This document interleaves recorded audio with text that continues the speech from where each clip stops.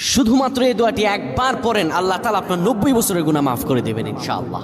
আপনার 90 বছরের গুনাহ মাফ হয়ে যাবে শুধুমাত্র এই দোয়াটি যদি একবার পড়তে পারেন। আপনার ভাগ্য খুলে যাবে, রিজিকে বরকত আসবে, মনের ন্যাক আশা পূরণ হবে, আল্লাহ আপনার সব দোয়া কবুল করে দিবেন। সুবহানাল্লাহি ওয়া বিহামদি।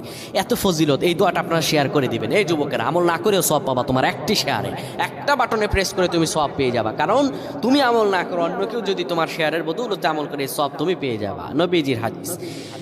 আমার ভাইয়েরা, আল্লাহর কাছে দোয়া করা, আল্লাহর কাছে দোয়া চাওয়া, এটি হলো মুমিনদের কাজ। আমার আল্লাহ বান্দাকে বলেন, বান্দারে উদউনি আস্তাজিব লাকুম, আমার কাছে চাও, আমার কাছে চাইলে আমি আল্লাহ তোমাকে দিয়ে দিব। কেউ যদি একবার এই দোয়াটি পড়তে পারে, দোয়াটি হলো রব্বি ইন্নী যালামতু নাফসি ফাগফিরলি। কেউ যদি এই দোয়াটা একবার পড়তে পারে, আমার আল্লাহ তাআলা তার 90 বছরের গুনাহগুলো মাফ করবেন। কবিরা গুনাহ নয়, সেটি হলো সগীরা গুনাহ। সগীরা গুনাহ মাফ হবে। বলবেন হুজুর 90 বছর তো হয়নি, তাহলে গুনাহ মাফ হবে কি করে?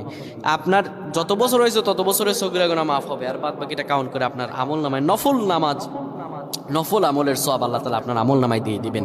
কিন্তু এটির ব্যাপারেও সহিহ সনদে তেমন কোনো গুরুত্ব আরোপ হয়নি, এটির ব্যাপারে তেমন কোনো উল্লেখিত সহিহ সনদ নেই। কিন্তু আমল করতে পারেন, যেহেতু এর অর্থ সুন্দর। আল্লাহ আমাদের কবুল করুক, পড়েন আমিন।